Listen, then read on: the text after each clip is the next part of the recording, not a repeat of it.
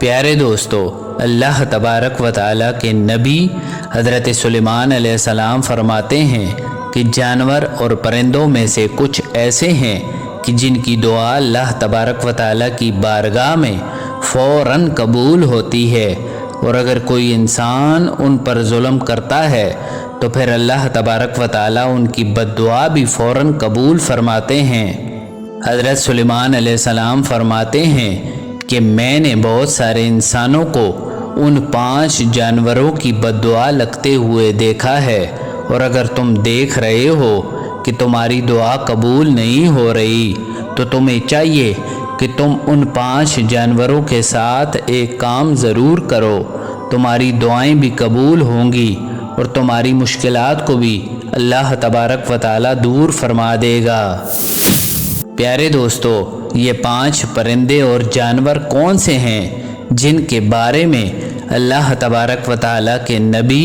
حضرت سلیمان علیہ السلام کا یہ مشہور قول موجود ہے کہ ایک مرتبہ حضرت سلیمان علیہ السلام کو کسی نے خبر دی کہ فلاں جگہ پر کسی شخص نے کتوں کو زہر دے کر مار دیا ہے، تو آپ علیہ السلام فوراً اس کے گھر گئے۔ جب اس شخص نے اس وقت کے نبی اور بادشاہ کو اپنے گھر میں دیکھا تو وہ بہت خوش ہوا اور ان کی خدمت میں لگ گیا، اور وہ شخص کہنے لگا، اے اللہ کے نبی، آپ نے آنے کی زحمت کیوں کی؟ آپ مجھے اپنے دربار میں بلا لیتے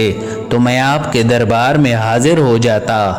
تو اس پر سلیمان علیہ السلام نے اس بندے سے کہا کہ تم اپنے سارے گاؤں والوں کو اکٹھا کر لو، میں تم کو ایک بات بتانے والا ہوں، اگر تم میری بات مانو گے اور اس پر عمل کرو گے تو تمہاری آنے والی نسلیں سنور جائیں گی، اور اگر تم میری بات پر عمل نہیں کرو گے تو تمہاری آنے والی نسلیں تباہ و برباد ہو جائیں گی۔ چنانچہ اس شخص نے تمام لوگوں کو اکٹھا کیا، اور جب تمام لوگ اکٹھے ہو گئے تو سلیمان علیہ السلام نے فرمایا کہ 5 جانور اور پرندے ایسے ہیں کہ جن کی دعا اور بد دعا اللہ تبارک و تعالیٰ کی بارگاہ میں فوراً قبول ہوتی ہے۔ پھر حضرت سلیمان علیہ السلام فرمانے لگے کہ کبوتر ایک ایسا پرندہ ہے کہ جو اللہ تبارک و تعالیٰ اور اس کے نبیوں سے پیار کرنے والا پرندہ ہے، اور یہ پرندہ دنیا کے تمام پرندوں سے زیادہ اللہ تبارک و تعالیٰ اور اس کے نبیوں سے محبت کرتا ہے، اور سب پرندوں کی بنسبت کبوتر زیادہ عبادت گزار پرندہ ہے، بلکہ یہ بھی کہا جاتا ہے کہ کبوتر جب بھی جاگتا ہے تو اللہ کا ورد کرتا رہتا ہے، اور دن رات اللہ تبارک و تعالیٰ کی حمد و ثنا میں مصروف رہتا ہے۔ پیارے دوستو، کبوتر کے بعد دوسرا جانور ہے بلی۔ اللہ تبارک و تعالیٰ کے نبی حضرت سلیمان علیہ السلام نے بلی کے بارے میں ارشاد فرمایا کہ میں نے بے شمار متقی اور پرہیزگار لوگوں کو دیکھا ہے جنہوں نے اللہ تبارک و تعالیٰ کی یاد میں دن رات گزارے ہیں، لیکن اللہ تبارک و تعالیٰ ان کی دعائیں اتنی جلدی قبول نہیں کرتا جتنی جلدی اللہ تبارک و تعالیٰ بلی کی دعا کو قبول فرماتا ہے۔ بلی کی دعا اور بد دعا بہت جلدی اللہ تبارک و تعالیٰ کی بارگاہ میں قبول ہو جاتی ہے، اور بلی کی دعا میں بہت زیادہ تاثیر ہے۔ بلی جس شخص کو دعا دے دے تو وہ شخص کامیاب ہو جاتا ہے، اس کے ساتھ ہی بلی کی بد دعا بہت بری ہوتی ہے۔ جس شخص کو بھی بلی بد دعا دے دے تو اس کی دنیا و آخرت دونوں برباد ہو جاتی ہیں۔ حدیث میں آتا ہے کہ رسول خدا صلی اللہ علیہ وآلہ وسلم فرماتے ہیں کہ ایک عورت نے ایک بلی کو باندھے رکھا، اور نہ اس عورت نے اس بلی کو کچھ کھانے پینے کے لیے کوئی چیز دی، اور نہ ہی اسے کھلا چھوڑا تاکہ وہ خود کچھ کھا پی سکے۔ اسی وجہ سے وہ بلی بھوکی پیاسی مر گئی، اور اسی وجہ سے اس عورت کو اللہ تبارک و تعالی نے جہنم میں داخل فرما دیا۔ یعنی کہ بلی کو گھر میں رکھنا لیکن اسے کھانے پینے کے لیے کچھ نہ دینا تو ایسے شخص کا ٹھکانہ صرف جہنم ہی ہوگا۔ پیارے دوستو، بلی کے بعد تیسرا پرندہ ہے چڑیا۔ اس کے بعد اللہ تبارک و تعالیٰ کے نبی حضرت سلیمان علیہ السلام نے فرمایا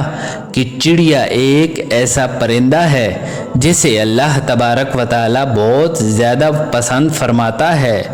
پھر حضرت سلیمان علیہ السلام نے چڑیوں کے بارے میں 3 خصوصیات بیان کی۔ پہلے نمبر پر ہے کہ جب چڑیا صبح اٹھتی ہے تو اللہ تبارک و تعالیٰ کی حمد و ثنا کرتی ہے، اور اس کے بعد چڑیا بہت ہی معصوم پرندہ ہے اور اس پرندے میں ذرا سی بھی چالاکی نہیں ہوتی۔ اور تیسرے نمبر پر ہے کہ چڑیا اللہ تبارک و تعالیٰ کی ذات پر بہت زیادہ یقین رکھتی ہے۔ چڑیوں کو جہاں کہیں بھی جو کھانے کو ملتا ہے وہ کھا کر چلی جاتی ہیں اور دوسرے دن کے لیے کچھ بھی جمع نہیں کرتی، اور چڑیوں کو اللہ تبارک و تعالیٰ پر بہت زیادہ بھروسہ ہوتا ہے، اور اس پرندے کا اس بات پر یقین ہے کہ جو ہمیں صبح سویرے زندگی دے گا وہ ضرور رزق بھی عطا فرمائے گا، اور اللہ تبارک و تعالیٰ ہمارے لیے کافی ہے۔ پیارے دوستو، چڑیا کے بعد نمبر آتا ہے کتے کا۔ اللہ تبارک و تعالیٰ کے نبی حضرت سلیمان علیہ السلام فرمانے لگے کہ لوگوں کا کہنا ہے کہ کتا ایک ناپاک جانور ہے، اسی وجہ سے اکثر لوگ کتوں کو مارتے ہیں اور انہیں لگتا ہے کہ کتوں کو مارنے سے کچھ گناہ نہیں ملتا۔ تاریخ میں ایسے بہت سارے واقعات موجود ہیں کہ جن لوگوں نے کتوں کو مارا یا انہیں دکھ دیا تو کتے کی بددعا سے اللہ تبارک و تعالیٰ نے انہیں تباہ و برباد کر دیا،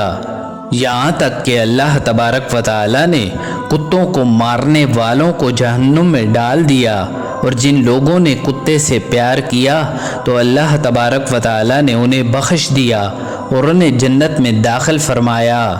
اور قرآن مجید میں بھی اصحاب کہف کے کتے کا ذکر ملتا ہے جو اللہ تبارک و تعالیٰ کے ولیوں کی محبت کی بنا پر جنت میں جائے گا۔ لیکن یہ صرف اس کتے کی محبت نہیں تھی، بلکہ اصحاب کہف نے بھی اس کتے کو پیار کیا اور اس کو اپنے ساتھ غار میں لے گئے، جس کی وجہ سے وہ کتا بھی اصحاب کہف کے ساتھ جنت میں جائے گا۔ اور اگر کتے کے تھوک کی بات کی جائے تو وہ یقیناً ناپاک اور پلید ہے، البتہ اس کو ہاتھ لگانے سے وضو نہیں ٹوٹتا۔ پیارے دوستو، اب کتے کے بعد 5واں نمبر ہے چیونٹی کا۔ اللہ تبارک و تعالیٰ کے نبی حضرت سلیمان علیہ السلام فرماتے ہیں کہ ہم لوگ چیونٹیوں کو ایک عام جانور سمجھتے ہیں اور ان کو اپنے پیروں تلے رون دیتے ہیں۔ آپ علیہ السلام فرمانے لگے کہ ہم لوگ اکثر چیونٹیوں کی اہمیت کو سمجھ لیں تو بھول کر بھی چیونٹیوں کو نہیں ماریں گے۔ سورہ نمل مکمل طور پر چیونٹیوں کے بارے میں ہے۔ قرآن مجید میں بیان ہوتا ہے کہ اللہ تبارک و تعالیٰ کے نبی حضرت سلیمان علیہ السلام کو اللہ تبارک و تعالیٰ نے پوری دنیا پر حکومت عطا فرمائی تھی۔ ایک دفعہ آپ علیہ السلام کا گزر ایک ایسے علاقے سے ہوا جہاں چیونٹیوں کی بستی تھی۔ ایک چیونٹی آپ علیہ السلام کے لشکر کے پاس آ کر رکتی ہے تو دوسری چیونٹیوں کو بلند آواز میں پکار کر کہتی ہے کہ سلیمان علیہ السلام کا لشکر آ رہا ہے، تم سب سلیمان علیہ السلام کے لشکر سے دور ہو جاؤ، کہیں ایسا نہ ہو کہ تم سب سلیمان علیہ السلام کے لشکر کے نیچے آ کر مر جاؤ۔ جس پر اللہ تبارک و تعالیٰ کے نبی حضرت سلیمان علیہ السلام دور سے اس چیونٹی کی گفتگو سن کر مسکرا دیتے ہیں۔ چیونٹیاں بھی انسانوں کی طرح زندگی بسر کرتی ہیں۔ آج کے جدید دور میں یہ بات ثابت ہو چکی ہے کہ چیونٹیاں بستی بنا کر رہتی ہیں اور بالکل انسانوں کی طرح زندگی گزارتی ہیں۔ اللہ تبارک و تعالیٰ کے نبی حضرت سلیمان علیہ السلام نے فرمایا کہ جو کوئی بھی چیونٹیوں کو مارتا ہے تو اللہ تبارک و تعالیٰ اس سے رزق چھین لیتا ہے،